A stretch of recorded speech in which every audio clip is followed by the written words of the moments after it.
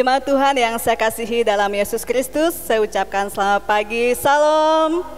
Puji Tuhan, kita patut bersyukur kepada Tuhan atas kebaikan dan kasih setia Tuhan di dalam kehidupan kita, sehingga kita boleh ada sampai saat ini.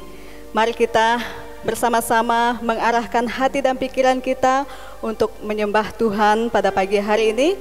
Kita tunduk kepala sejenak, kita berdoa masing-masing secara pribadi kepada Tuhan, mengucap syukur atas kebaikan Tuhan di dalam kehidupan kita. Kita boleh menikmati kehidupan sampai detik ini itu karena anugerah Tuhan. Dengarkanlah firman Tuhan. Segala ujung bumi akan mengingatnya dan berbalik kepada Tuhan, dan segala kaum dari bangsa-bangsa akan sujud menyembah di hadapannya. Sebab Tuhanlah yang empunya kerajaan, Dialah yang memerintah atas bangsa-bangsa. Mari kita bersama-sama mengucapkan pengakuan iman rasuli. Kita mulai.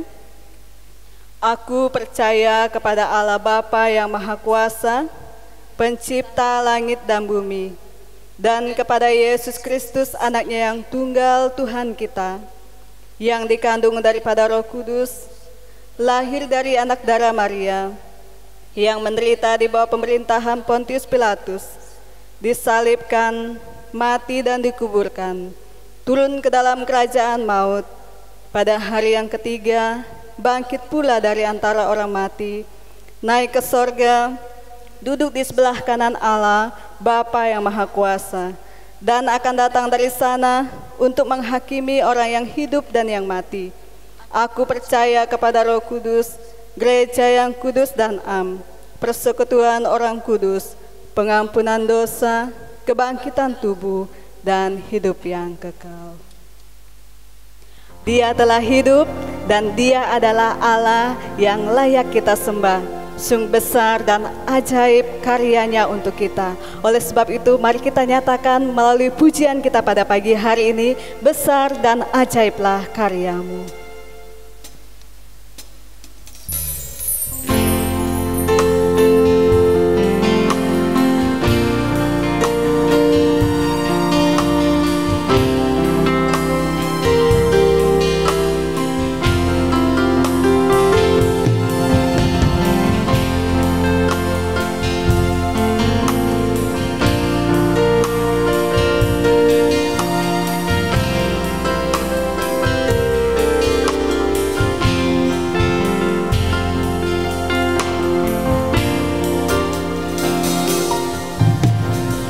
Besar dan ajaiblah karyamu, adil dan benarlah jalanmu, Raja segala bangsa yang Maha Kuasa, mulia namamu. Sekali lagi, besar dan ajaiblah. Besar dan ajaiblah karyamu, adil dan benarlah jalanmu, Raja segala bangsa yang Maha Kuasa, mulia namamu. Layaklah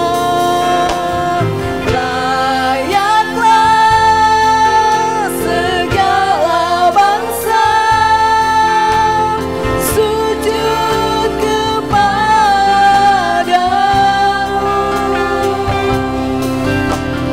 sebab Kau Allah yang kudus, layak disembah. Sekali lagi kita naikkan pujian ini, besar dan ajaiblah karyamu. Ajaiblah karyamu, adil dan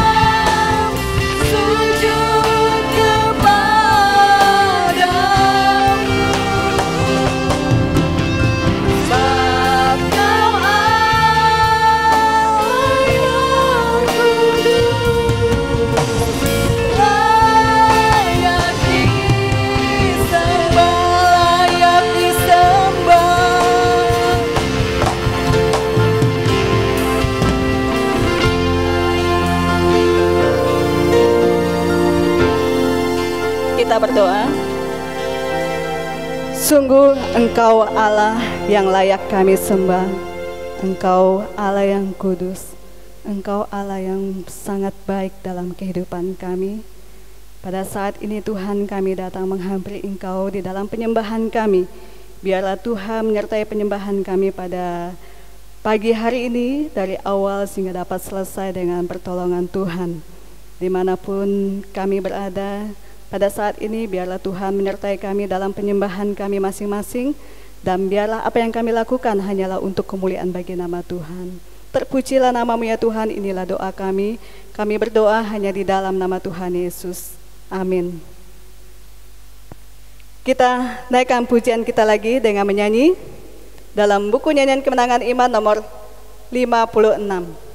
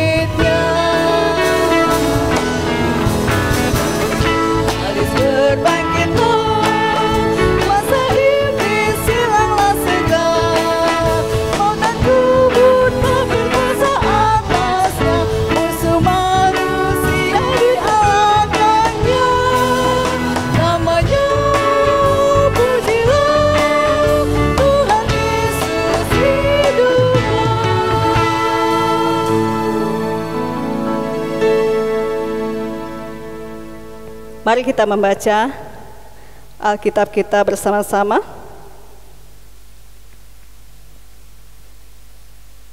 Kita membuka di dalam 1 Korintus pasal 15 ayat 1 sampai ayat yang ke-11. Saya mau mengajak kita membaca ayat firman Tuhan ini secara silih berganti.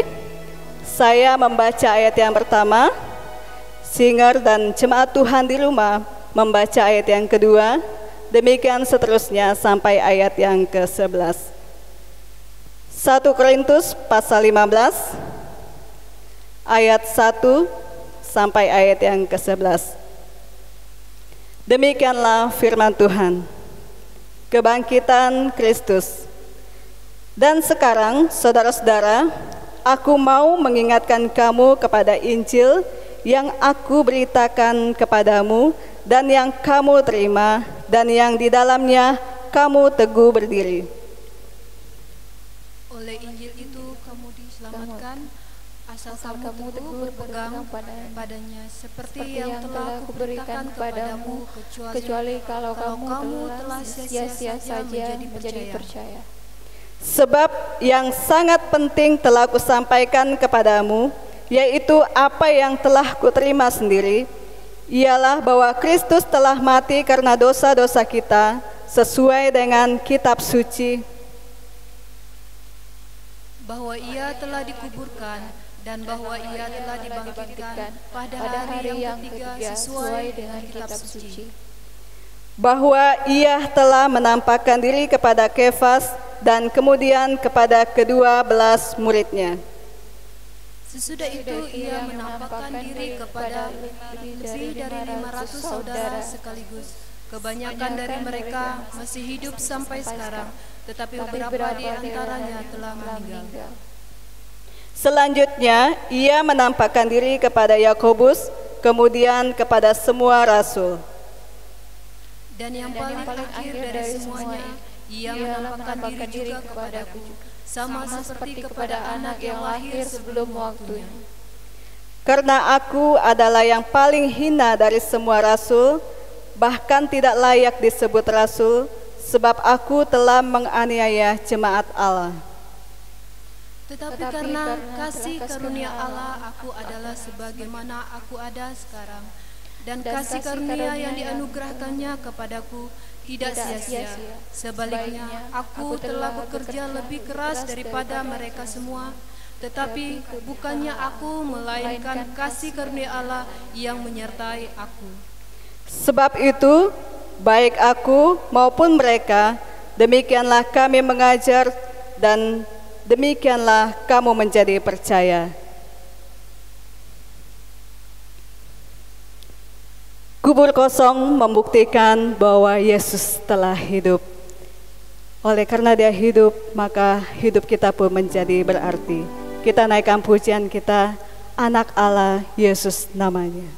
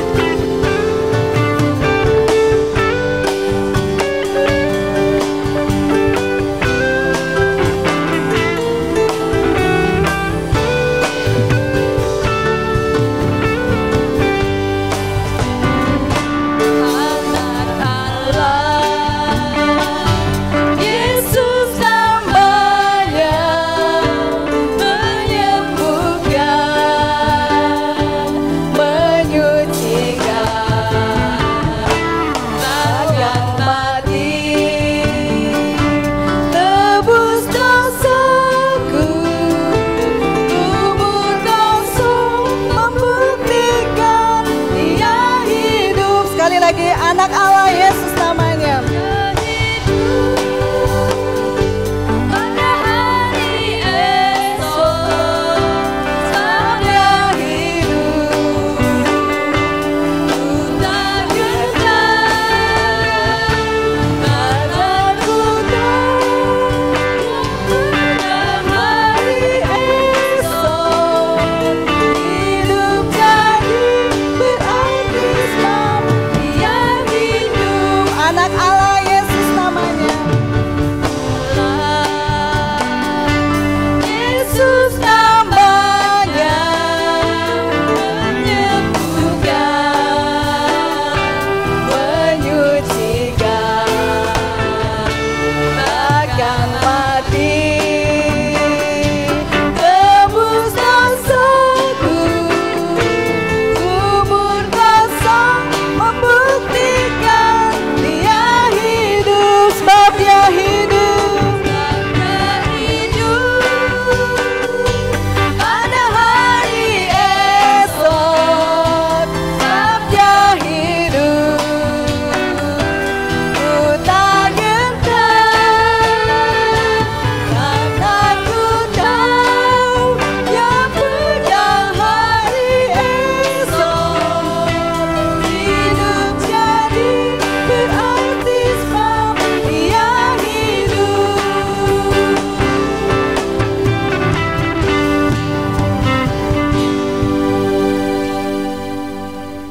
Kita siapkan hati dan pikiran kita untuk mendengarkan kebenaran firman Tuhan. Kita naikkan pujian yang menyatakan, aku datang dan ku bersujud.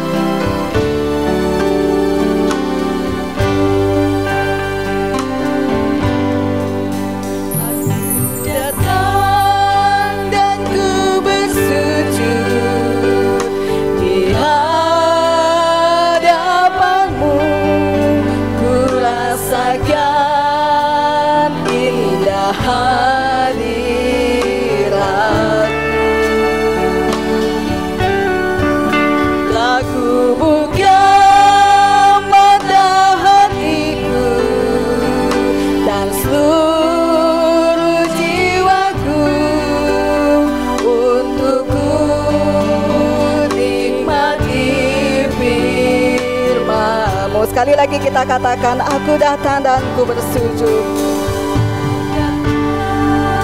Dan ku bersujud di hadapanmu, ku rasakan indah hadiratmu.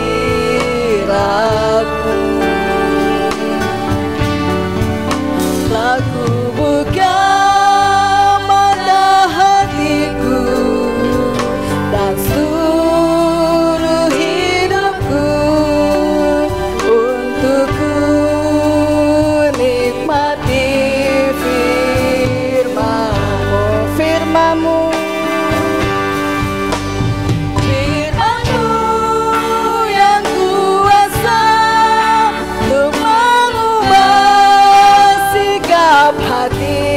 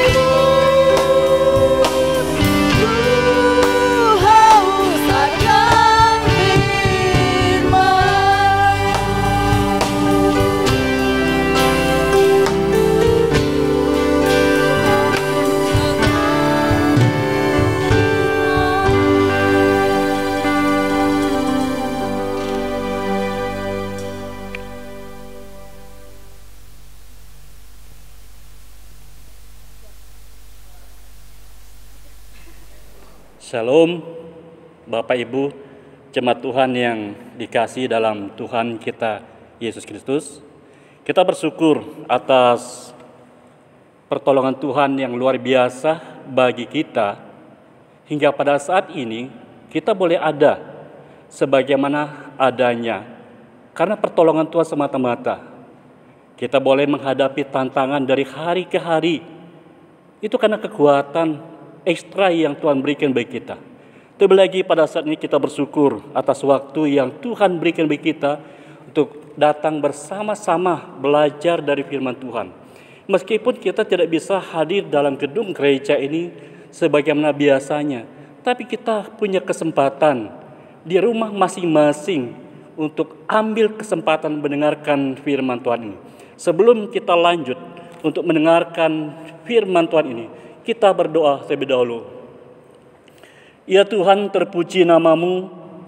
Kami bersyukur atas pertolongan Tuhan bagi kami dari hari ke hari, sehingga pada saat ini kami boleh ada sebagaimana adanya kami, dan kami boleh menikmati hidup ini itu karena anugerah-Mu semata-mata.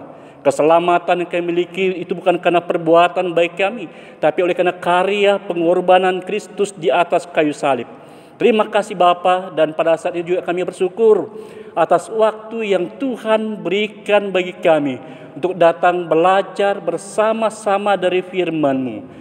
Tuhan, kami sadar kami tidak mampu untuk memahami firman-Mu dengan kemampuan akal pikiran manusiawi kami. Oleh karena Tuhan, Kau jamah hati dan pikiran kami untuk boleh memahami firman-Mu dan menerapkan dalam kehidupan kami setiap hari.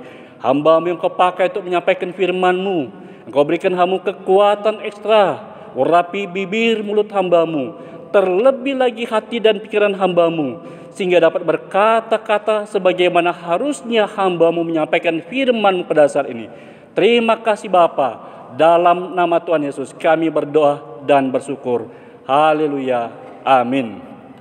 Baik Bapak Ibu jemaat Tuhan yang saya kasih dalam Tuhan kita Yesus Kristus, bagian firman Tuhan yang akan kita renungkan bersama pada saat ini terambil dalam kitab 1 Korintus pasal 15 ayat 1 sampai ayat yang ke-20. Sekali lagi, bagian firman Tuhan yang akan kita renungkan bersama pada saat ini terambil dalam kitab 1 Korintus pasal 15 ayat 1 sampai ayat yang ke-20. Saya tidak akan membaca semua bagian firman Tuhan ini. Saya akan membaca beberapa ayat saja. Saya ingin baca ayat yang ketiga. Di sana tertulis demikian. Sebab yang sangat penting telah kusampaikan kepadamu, yaitu bahwa sebab yang sangat penting telah kusampaikan kepadamu, yaitu apa yang telah kuterima sendiri, ialah bahwa Kristus telah mati karena dosa-dosa kita, sesuai dengan kitab suci, bahwa Ia telah dikuburkan, dan bahwa Ia telah dibangkitkan pada hari yang ketiga, sesuai dengan kitab suci, bahwa Ia telah menampakkan diri kepada Kefas dan kemudian kepada ke-12 muridnya. Sesudah itu Ia menampakkan diri kepada lebih dari 500 saudara sekaligus. Kebanyakan dari mereka masih hidup sampai sekarang, tetapi beberapa di antaranya telah meninggal.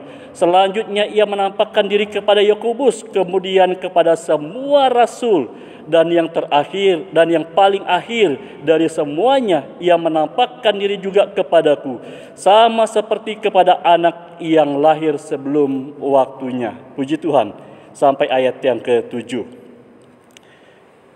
Tema yang sudah ditetapkan untuk kita renungkan pada saat ini, maksud saya, tema firman Tuhan dari nas firman Tuhan yang akan kita renungkan bersama pada saat ini, yaitu makna kebangkitan Yesus Kristus. Sekali lagi, makna kebangkitan Yesus Kristus. Kita bersyukur Bapak Ibu jemaat Tuhan yang saya kasih dalam Yesus Kristus. Kita sudah masuk dalam perayaan Paskah minggu ini. Berbicara tentang tema Paskah tahun 2020 ini. Badan Pengurus Pusat sudah memberikan tema nasional untuk kita. Temanya yaitu Aku adalah yang awal dan yang akhir dan yang hidup. Ini terambil dalam kitab Wahyu pasal 1 ayat 17 sampai ayatnya yang ke-18. Dengan subtema melalui perayaan Paskah, umat Tuhan memberitakan Yesus pemberi hidup dan pengharapan. Nah, bagian dari tema nasional ini sudah diawali pada minggu yang lalu. Yang disampaikan pada hari Minggu lalu untuk kita yaitu berbicara tentang Yesus pemberi hidup dan pengharapan. Itu terambil dalam Injil Yohanes pasal 14 ayat 1 sampai ayat 14. Lalu pada hari Jumat Agung kemarin, hari di mana kita memperingati pengorbanan Yesus Kristus, bagian yang disampaikan pada kita berbicara tentang harapan terakhir seorang penjahat. Itu terambil dalam Injil Lukas pasal 23 ayat 33 sampai 43. Nah, pada hari ini Bapak Ibu Saudara, hari Minggu, hari di mana kita memperingati kebangkitan Yesus Kristus, bagian firman Tuhan yang akan kita renungkan bersama pada saat ini berbicara tentang makna kebangkitan Yesus Kristus. Dalam kitab 1 Korintus pasal 15 ayat 1 sampai ayat 20 ini, di sini Rasul Paulus memberikan penekanan tentang kebangkitan Yesus Kristus. Di ayat yang keempat sampai dengan 8, ia jelaskan bahwa Yesus telah dibangkitkan pada hari yang ketiga sesuai dengan kitab suci, bahwa ia telah menampakkan diri kepada banyak orang. Di dalam nas ini sana mengatakan bahwa ia menampakkan diri kepada Kefas dan kemudian kepada ke-12 muridnya. Sesudah itu ia menampakkan diri juga kepada lebih dari 500 saudara sekaligus. Dan katanya di sini, sampai saat ia menulis kitab 1 Korintus ini, kebanyakan dari antara mereka masih hidup. Lalu selanjutnya ia katakan lagi bahwa ia menampakkan diri, yaitu Yesus menampakkan diri kepada Yakobus, kemudian kepada semua rasul.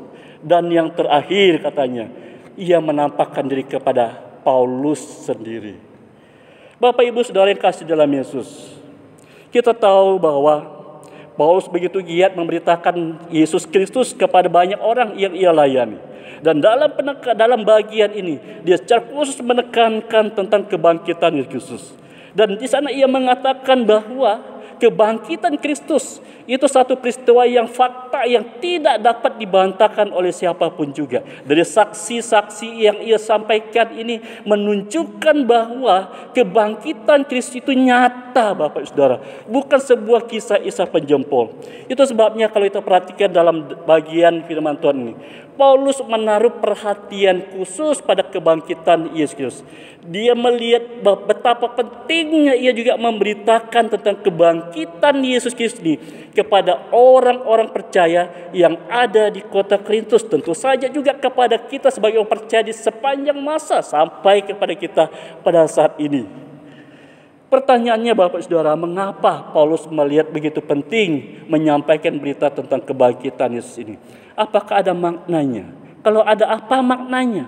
Apa makna kebangkitan Yesus Kristus bagi mereka dan bagi kita sebagai yang percaya kepada Yesus? Jawabannya dapat kita lihat dalam nas ini, yaitu dalam kitab 1 Korintus pasal 15 ini.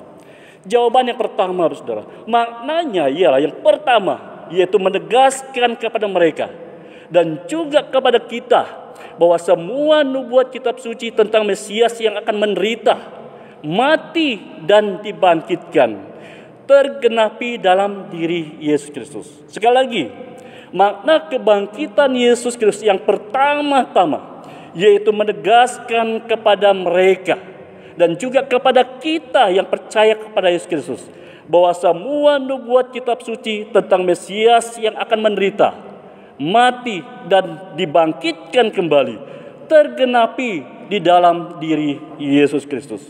Ada sebuah kalimat pendek yang diulang 2 kali dalam nas ini, yaitu kalimat yang berbunyi sesuai dengan kitab suci.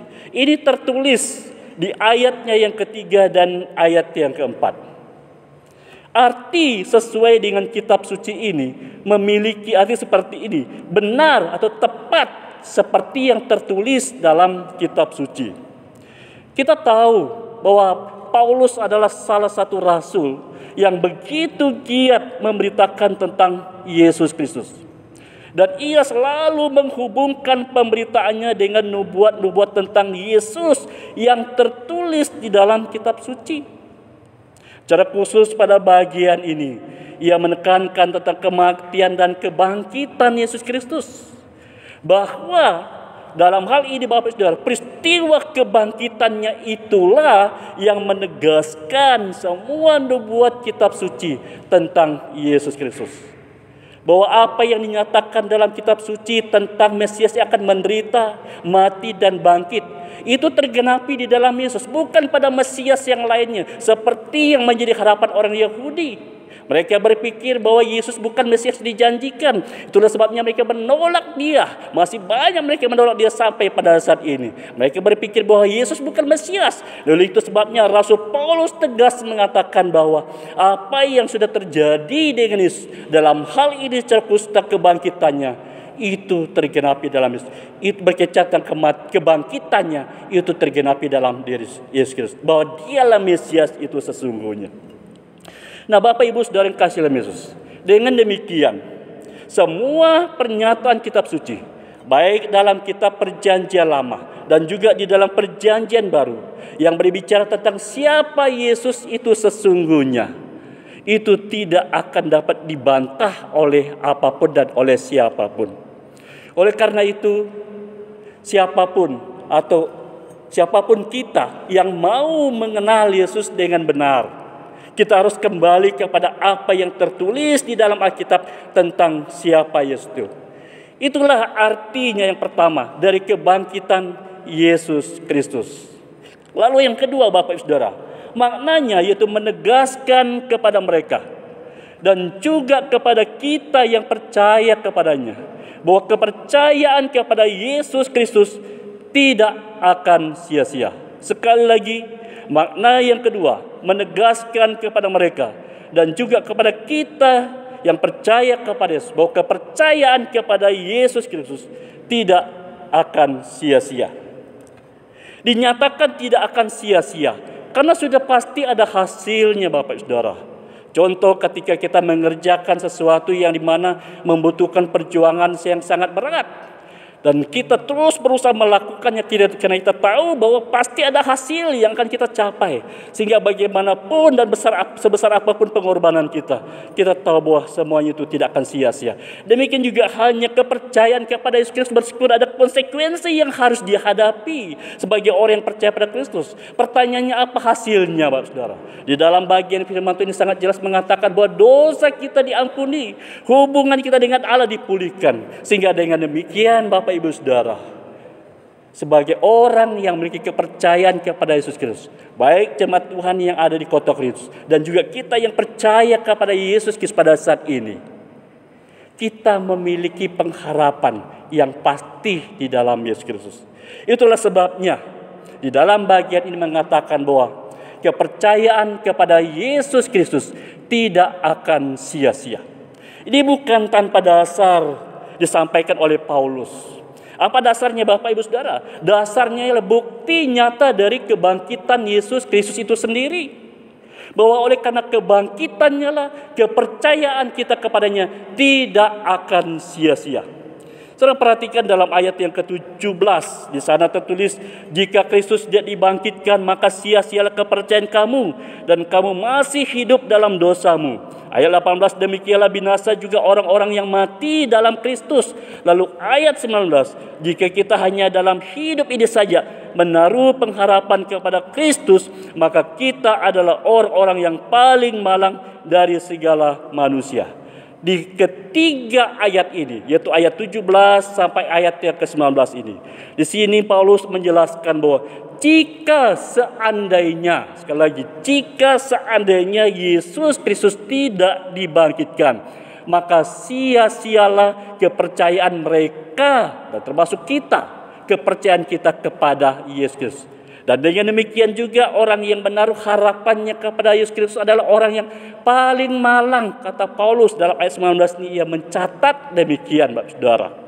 Tetapi faktanya, kenyataannya, Bapak Saudara, yang benar ialah bahwa Kristus telah dibangkitkan dari antara orang mati sebagai yang sulung, yang artinya yang pertama bangkit dari orang-orang yang telah meninggal. Saudara bisa lihat dalam ayatnya yang ke-20. Ini artinya kepercayaan kita dan juga mereka jemaat Tuhan yang ada di Korintus kepada Yesus tidak akan sia-sia. Sekali lagi, ini menunjukkan bahwa kepercayaan kita semua kepada Yesus Kristus tidak akan sia-sia. Maka dengan demikian, baik jemaat Tuhan yang ada di kota Korintus dan juga kita sebagai orang yang percaya pada masa kini, kita bukanlah orang-orang yang malang seperti yang tertulis di ayat yang 19, tetapi orang yang hidup dalam pengharapan. Dan pengharapan kita di dalam Yesus Kristus adalah pengharapan yang pasti. Pertanyaannya, apa pengharapan kita di dalam Yesus Kristus? Pengharapan kita yang pertama-tama, pengharapan akan mengalami kebangkitan tubuh. Kalau saya perhatikan pada perikop yang kedua dari nas ini, dari ayat 12 sampai ayat yang ke-34. Sesungguhnya dalam bagian ini Paulus menyinggung tentang kebangkitan tubuh. Karena ini ada orang-orang yang tidak percaya adanya kebangkitan tubuh. Dan Paulus katakan bahwa kebangkitan tubuh itu pasti, dan itu buktinya setelah Yesus mati dia mengalami kebangkitan. Dan ini harapan kita. Dan tidak hanya itu saja Bapak Ibu Saudara. Firman Tuhan mengatakan bahwa kita akan hidup bersama dengan Kristus dalam surga yang kekal dan mulia. Bukankah ini sebuah harapan yang luar biasa Bapak Ibu Saudara? Manusia, semua manusia di dunia, semua sadar bahwa ada sebuah kehidupan setelah kematian. Masalahnya Bapak Ibu Saudara, kemana perginya setelah malam kematian? Hanya ada dua pilihan, neraka dan sorga. Tidak heran maka banyak agama yang berusaha melakukan berbagai macam hal. Karena apa? Karena mau berusaha supaya bisa mencapai surga. Tetapi firman Tuhan bahwa pengharapan yang pasti itu hanya di dalam Yesus Kristus. Ini sudah dibuktikan lewat kebangkitan Kristus bahwa apa yang sudah dikerjakan oleh Kristus di kayu salib, kematiannya untuk menebus dosa kita itu benar-benar adanya. Bahwa setiap orang yang percaya padanya dosanya diampuni dan memiliki pengharapan masuk surga. Dan kebangkitan ini menegaskan semua apa yang sudah ia lakukan. Lalu yang kedua Bapak Saudara, apa yang jadi pengharapan kita? Pengharapan kita itu dapat melakukan pekerjaan-pekerjaan yang Yesus lakukan, bahkan lebih besar daripada itu. Dalam Yohanes 14 ayat yang ke-12, di sana Yesus mengatakan, sungguhnya jikalau kamu percaya padaku, kamu juga akan melakukan pekerjaan-pekerjaan yang aku lakukan, bahkan pekerjaan-pekerjaan yang lebih besar daripada itu. Saudara yang kasih dalam Yesus, berbicara tentang pekerjaan yang Yesus lakukan, apalagi ketika dia berkata bahwa pekerjaan yang lebih besar. Kata lain dari pekerjaan lebih besar, Yesus tidak melakukannya, tapi kita melakukannya. Nah pertanyaannya, apa pekerjaan lebih besar? Jujur Bapak Ibu Saudara, yang langsung timbul dalam pikiran kita melakukan mujizat. Seperti contoh, sekarang kita berhadapan dengan pandemi virus corona ini. Kita selalu ada banyak orang yang menyampaikan keyakinannya bahwa Yesus bisa menghentikan badai, dan kita bisa menghentikan badai corona ini juga. Dan itu harapan yang disampaikan Bapak Saudara. Dan dalam hal ini Bapak Saudara, mereka percaya bahwa inilah pekerjaan yang Yesus lakukan, yang kita lakukan Saudara. Itu memang juga tidak salah sebenarnya Saudara kalau kita menyampaikan kepada Tuhan. Tetapi inti yang disampaikan oleh Yesus berkaitan melakukan pekerjaan yang ia lakukan. Bukan masalah melakukan mujizat. Bukan masalah pergi memberitakan Injil kepada seseorang dalam arti berkata-kata seperti ini. Itu hanya sebagian-bagian yang kita lakukan. Yang terpenting di sini, yang inti yang saya katakan adalah menyatakan kasih Allah kepada setiap orang. Nah, bagaimana menyampaikannya? Pertama-tama melalui sikap kita, yang kedua melalui pemberitaan Injil, melalui bagian-bagian pelayanan yang sudah dipercayakan bagi kita.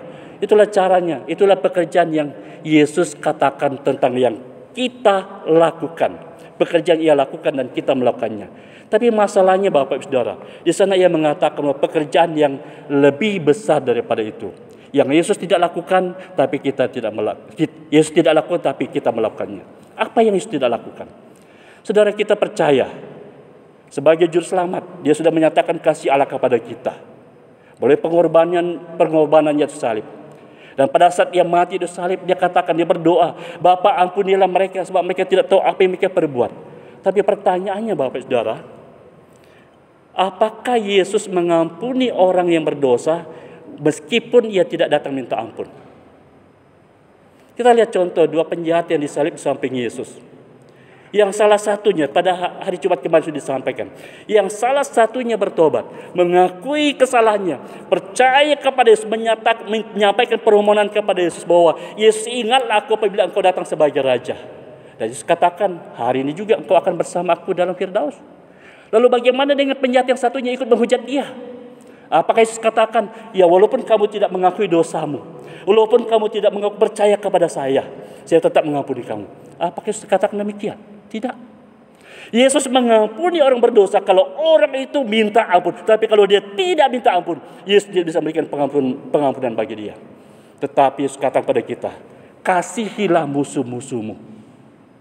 Ini artinya Bapak Saudara, sekalipun seseorang itu tidak minta ampun, yang justru kebalikannya dilakukan, menyakiti hati kita, Yesus katakan, ampunilah mereka. Itu pekerjaan lebih besar. Dan ini hanya bisa dilakukan oleh orang yang memiliki pengharapan yang tadi pertama, pengharapan hidup yang kekal. Ya, di mana mereka menaruh kepercayaan hanya kepada Yesus Kristus saja. Ini pengharapan yang kedua Bapak Saudara. Yang ketiga, pengharapan kita dalam Yesus Kristus, yaitu pengharapan akan pemeliharaannya secara terus-menerus atas hidup kita di tengah dunia. Kalau tadi bagian kedua Bapak Saudara, sebenarnya, maaf saya ulangi, sebelum di bagian kedua ini, tentang dapat melakukan pekerjaan lebih besar. Sebenarnya tidak pantas kita katakan sebagai harapan lagi, karena sebenarnya kita sudah bisa melakukannya. Seharusnya kita bisa melakukannya sebagai orang percaya pada Yesus. Tapi masalahnya Bapak Saudara, setelah kita percaya pada Yesus, mungkin pada saat ini kita bisa melakukan sesuatu kepada orang yang menyakiti hati kita. Setidaknya kita katakan kita mengampuni, kita menerima dia sepenuhnya. Lalu mungkin kita berpikir, bagaimana nanti lebih berat daripada ini? Apakah nanti saya bisa mengampuni dia? Apakah saya bisa memaafkan dia? Pertanyaan ini kadang-kala muncul Bapak Saudara dalam pikiran kita. Mungkin hari ini saya bisa melakukannya, tapi bagaimana besok? Mungkin ada yang lebih berat daripada itu lagi. Tapi dalam Yesus ada pengharapan pasti, kita tetap bisa melakukannya. Lalu yang terakhir ini itu pengharapan pemeliharaan Tuhan atas kehidupan kita. Berbicara tentang pemeliharaan Tuhan atas hidup kita ini Bapak Saudara, ini satu pengharapan yang pasti, yang terkadang membuat kita merasa seolah-olah pemeliharaan Tuhan itu seperti tidak berlaku atas kehidupan kita karena kita salah klaim janji Tuhan. Apa salah klaimnya? Salah klaimnya di mana kita katakan, hari ini juga kalau engkau percaya engkau akan lepas dari semua persoalan. Hari ini juga kalau engkau percaya pada Yesus, engkau tidak akan seperti ini. Pada saat sampai waktunya, ternyata tidak Bapak Saudara. Saya teringat dengan penjelasan di media sosial tentang beberapa oknum orang yang dalam hati seorang orang yang menyampaikan firman Tuhan. Ada beberapa nubuat yang disampaikan, memang dengan alasan mereka perkatakan dia positif. Di mana ada katanya bahwa nanti tahun ini akan terjadi ini, akan terjadi ini. Jangan takut, jangan ragu, akan terjadi ini. Begitu sampai waktunya Saudara, tidak terjadi. Sama sekali tidak terjadi. Dan itu berulang, selalu atas dasar perkataan yang positif, selalu dasar itu.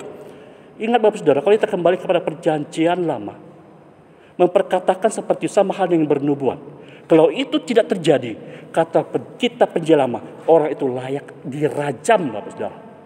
Dalam kitab perjanjian baru, perkataan-perkataan Yesus dalam pengajaran, dia tidak pernah menyampaikan pada sesuatu bahwa kita harus bisa menentukan waktunya untuk sesuatu yang kita inginkan. Yang Tuhan nyatakan bahwa tetap bisa melihara kita bagaimanapun cara pemeliharaannya. Sebagai orang yang percaya kepadanya, kita menerima sepenuhnya cara Tuhan memelihara hidup kita. Itulah yang seharusnya dalam kehidupan kita. Jadi yang membuat kita seringkali merasa seolah-olah pengharapan akan pemeliharaan Tuhan itu seperti tidak berlaku Bapak Saudara. Itu karena kita salah klaim. Kita menganggap bahwa seperti cara berpikir kita Allah melihara kita. Sehingga ketika itu tidak terjadi, kekecewaan yang terjadi, kekecewaan yang muncul. Pengalaman saya dalam beberapa kali pelayanan. Ada beberapa orang begitu stres ketika menghadapi penderita sakit. Saya coba tanya kepada mereka, kenapa bisa seperti itu? Ya, terus terang Bapak Ibu Saudara, saya mengalami pergumulan penderita sakit. Dan saya menyampaikan saksian itu kepada mereka. Dan ternyata jawab mereka, ada orang yang mendoakan kami Pak Pendeta, katanya kalau saya percaya Tuhan, pada hari ini juga saya sembuh Bapak Pendeta. Tapi nyata sampai hari ini saya belum sembuh Pak Pendeta. Dia menyampaikan keluhannya. Saya katakan bahwa, apakah pernah Alkitab mengatakan bahwa kalau kita percaya Tuhan, kalau kita percaya pada Tuhan, kita tidak akan sakit. Kalaupun sakit, kita berdoa, kita pasti sembuh. Kalau seperti itu, bagaimana dengan Paulus, Bapak Saudara? Jadi ini artinya kembali kepada apa kata firman Tuhan. Kalau kita memiliki kepercayaan kepada Yesus, maka sudah seharusnya juga kita percayakan pemeliharaan Allah itu ke dalam tangan Tuhan, pemelihara hidup kita Bapak Saudara. Bagaimanapun caranya, firman Tuhan katakan bahwa di dalam tangan Bapa yang penuh kasih kita akan baik-baik saja di dalam pemeliharaannya. Inilah makna dari kebangkitan Yesus Kristus bagi kita yang percaya kepada Tuhan. Jadi kesimpulannya Bapak Ibu Saudara, berita tentang kebangkitan Yesus Kristus adalah berita yang tidak akan terbantahkan kebenarannya. Dan dengan demikian juga, semua nubuat, semua pernyataan kitab suci tentang siapa Yesus itu juga tidak terbantahkan kebenarannya. Karena itu, jangan takut, jangan ragu. Beritakanlah tentang kematian dan kebangkitan Kristus kepada orang-orang yang belum mendengarnya. Yang kedua, berita tentang kebangkitan Yesus Kristus telah mematahkan kuasa dan segala tipu daya iblis. Karena itu Bapak Saudara jangan takut. Sekali lagi jangan takut. Beritakanlah tentang kematian dan kebangkitan Kristus itu. Lalu yang ketiga, berita tentang kebangkitan dan kematian Yesus Kristus meneguhkan kepercayaan kita dan menegaskan bahwa kitab suci atau Alkitab adalah firman Allah yang tertulis. Dan ini juga artinya bahwa jikalau kita mau mengenal siapa Yesus itu, kembali kepada pernyataan kita. Disinilah kita dapat informasi yang akurat, yang jelas, dan lewat inilah Roh Kudus bekerja dalam hati kita, membuat kita mengenal siapa Yesus itu sesungguhnya. Amin. Kita berdoa. Ya Tuhan, kami bersyukur atas firman-Mu yang sudah kami renungkan bersama pada saat ini. Hamba-Mu stop berbicara, tapi biar kiranya Roh Kudus-Mu yang sudah hadir dalam diri kami terus menjelaskan firman-Mu dalam hati dan pikiran kami, memampukan kami untuk memahami firman-Mu dan menerapkannya dalam kehidupan kami. Terima kasih Bapa, terpuji nama-Mu. Demi nama Tuhan Yesus kami berdoa dan bersyukur. Haleluya. Amin.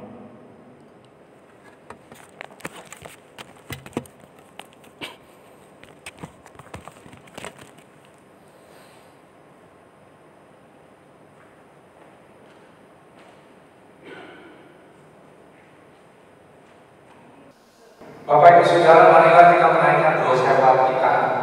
Dan sebelum kita berdoa, saya akan membaca beberapa anggota jemaat yang berulang tahun sepanjang minggu ini dan juga berulang tahun pernikahan. Pada saya membacakan nama, kira Bapak Ibu Saudara juga menaikkan syukur atas anugerah usia bertambah dan juga berbuat hidup dalam rumah tangga.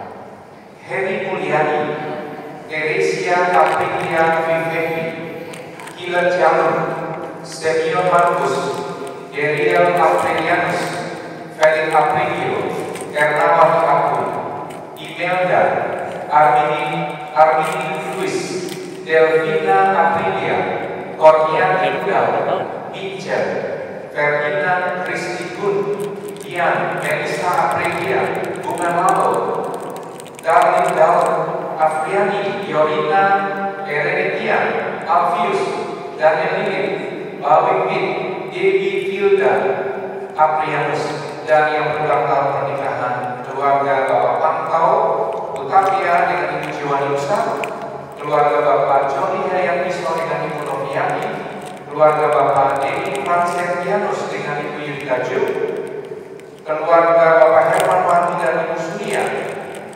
keluarga Bapak Imade Gunani dengan Ibu Eni Mariana, keluarga Bapak Hadi Ingat dengan Ibu Bunga Lalo. Selamat ulang tahun, Tuhan Yesus memberkati. Firman Tuhan berkata, karena panjang umur dan lanjut usia serta sejahtera akan ditambahkan kepadamu. Mari Bapak Ibu kita berdoa.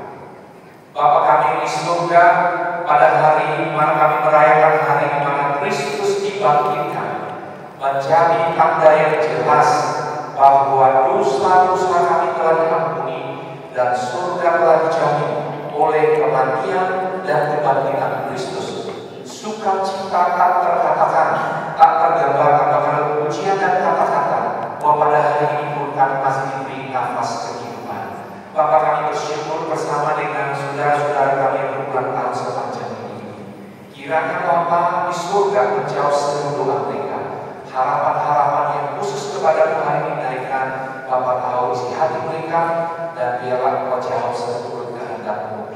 Juga setiap keluarga yang berulang tahun pernikahan, kami mendoakan mereka supaya janji kita yang telah diucapkan, kerinduan untuk setia sampai akhir kehidupan, Tuhan akan berkati jadikan mereka setia kepada Tuhan dan setia kepada pasangan. Jikalau ada masalah-masalah, agar mereka tidak menyerah, tetapi bisa menyelesaikannya di dalam kasih Tuhan.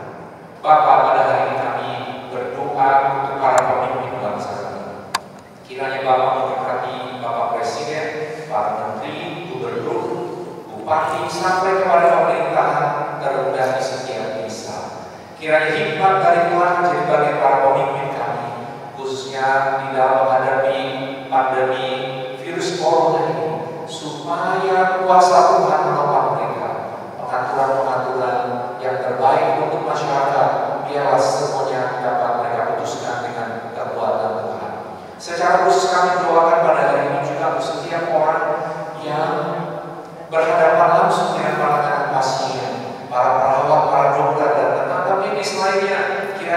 Tuhan melindungi mereka dan memberi sukacita melayani Engkau dengan melayani mereka yang tengah di dalam kesakitan dan penderitaan.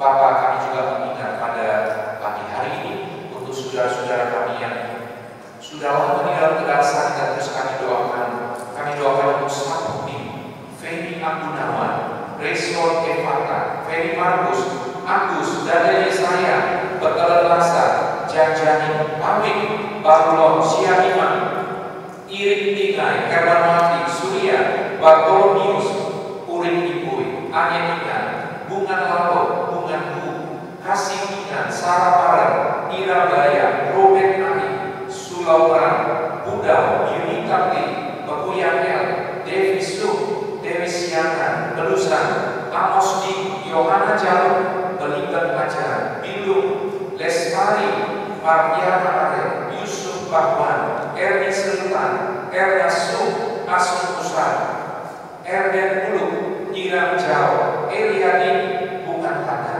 Bapak, meskipun kami tidak dapat melihat mereka secara langsung, tetapi kami berserah di hari ini biar kuasa menaungi mereka, memulihkan dan memberi jalan keluar. Dalam perawatan jangka panjang, kuatkan setiap keluarga yang mendampingi, supaya tetap percaya saja bahwa Bapak berbelas kasihan dan doa kami dan memberi kekuatan sehari lepas kesehari. Bapak, kami juga berdoa pada hari ini untuk kegiatan pembangunan GKI Tanjung Selor, baik di Jalan Santawin, supaya dalam proses pembangunan kuasa Tuhan menaungi kami dan mencukupkan sehingga bangunan boleh selesai pada waktunya. Juga kami tetap berdoa untuk pembangunan 2 unit rumah dinas pekerja, supaya kuasa Tuhan memberkati kami dalam proses penyelesaian ini, supaya semua bekerja dengan baik dan pendanaan Tuhan saja yang mencukupkan. Bapak, hari ini kami berdoa seluruh pemerintah Injil dimanapun mereka ada, dalam upaya menjangkau suku-suku yang belum terjangkau, dan dalam semua tekanan kesulitan hidup hari ini, Bapak terus melengkapi mereka dengan kuasa-Mu, sehingga ketika mereka mendoakan orang sakit, orang menjadi sembuh. Ketika orang mereka melepas kegelapan itu akan orang dilepaskan, dan ketika Injil diberitakan, orang percaya dan diselamatkan.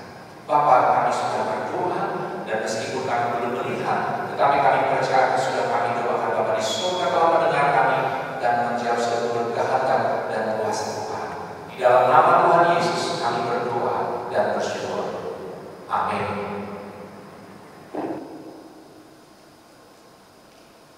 Kita akan memberikan kesempatan kita untuk pelayanan pekerjaan Tuhan, namun sebelumnya kita berdoa. Bapa kami yang ada di dalam kerajaan surga, terpujilah nama-Mu. Kami siap untuk memberikan persembahan untuk pelayanan pekerjaan Tuhan pada hari ini. Engkau memberkati adalah Tuhan yang akan memberi, bahkan juga yang terus sempat memberi saat ini. Terpujilah nama Tuhan kami berdoa dengan Amin. Kita merayakan pujian kita dengan menyanyi dalam kemudian kita iman nomor 298, Yesus hidup. Yesus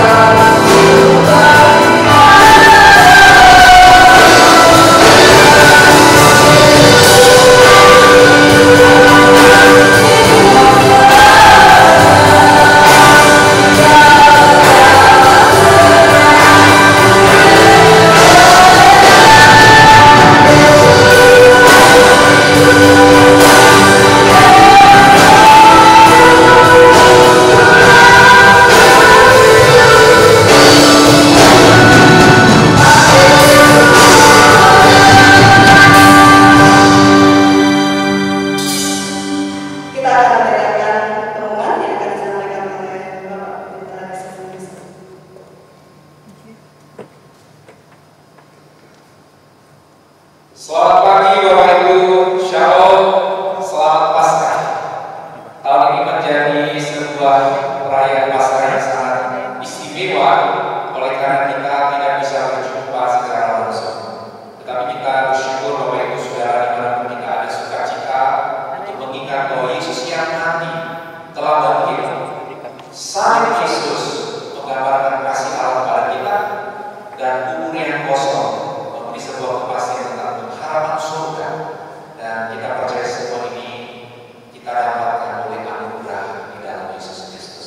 Bapak Ibu Saudara, saya perlu sampaikan bahwa sepanjang waktu-waktu ke depan sampai kita memperoleh informasi mengenai perkembangan situasi ini, maka kita untuk ibadah-ibadah masih kita akan selenggarakan melalui channel YouTube GKI Tanjung Sewok. Dan kami berterima kasih untuk setiap saudara-saudara yang sudah mengurus hal ini dengan baik, sehingga kita sebagai jemaat dapat beribadah bersama walaupun tidak bisa berjumpa secara langsung. Bapak Ibu Saudara, di dalam masa raya Paskah ini kiranya hati kita tetap dikuatkan oleh Tuhan bahwa Yesus yang telah mati dan bangkit, yang telah menjamin bahwa dosa-dosa kita diampuni dan surga telah dijamin, Tuhan yang selamat juga akan menyertai kita melewati masa-masa yang sulit. Bapak Ibu Saudara, kiranya di tengah kesulitan-kesulitan yang kita hadapi, kita tak gentar, kita tak goyah, tak mundur dari iman. Kita yakin Allah kita Allah belas kasihan. Dan kalau Dia mengizinkan kita sebagai satu bangsa, bahkan seluruh umat di seluruh dunia mengalami situasi ini, pasti Dia memiliki rencana yang istimewa. Dan untuk sesuatu yang sifatnya tantangan yang besar, Bapak Ibu, kita yakin kemenangannya yang besar. Dalam beberapa waktu ke depan, jika pandemi telah lewat, saya yakin kita akan ada banyak pengucapan syukur berlimpah kepada Dia yang memberi hidup kepada kita, baik keselamatan untuk jiwa kita, bahkan juga untuk tubuh jasmani kita. Bapak Ibu Saudara, kita juga jangan pernah lupa bahwa beberapa pekerjaan kita mereka di dalam tugas di rumah sakit, ada yang merawat para dokter dan bertugas di tengah masyarakat dalam keadaan pandemi. Kita terus doakan mereka supaya waktu mereka mendapat tugas ini tidak menganggapnya sebagai sebuah hukuman, sebagai sebuah malapetaka, sebuah musibah. Kenapa saya dipilih?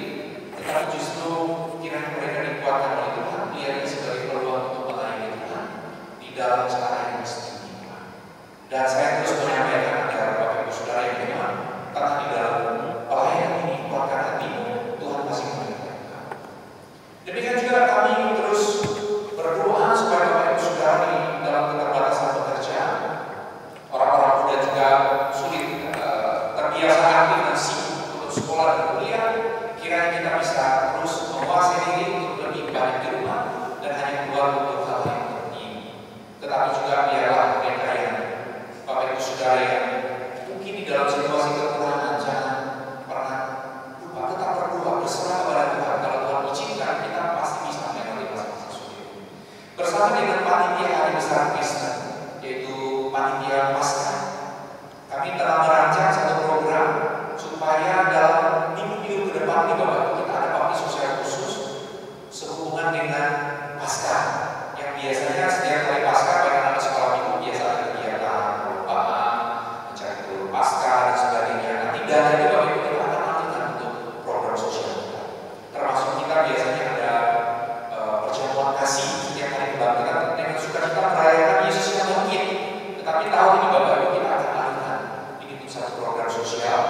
Panitia tengah menggodoknya bersama, dan kalau di antara Bapak Ibu jemaat ada yang tertarik dengan program ini, nanti silakan hubungi panitia atau saya, kita boleh berbagi untuk mereka yang mungkin tengah sakit atau mereka yang mulai karena pandemi mungkin bisa bekerja dengan baik, kesulitan secara keuangan, atau kita juga memberi bantuan untuk para perawat kita, tenaga medis kita dalam bentuk yang bisa digunakan dalam situasi pelayanan di rumah sakit.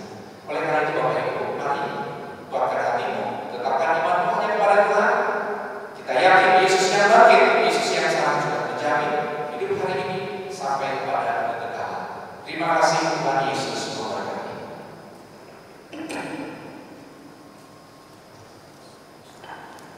Kita mengakhiri ibadah kita pada siang hari ini. Kita menaikkan pujian karya terbesar dalam hidupku.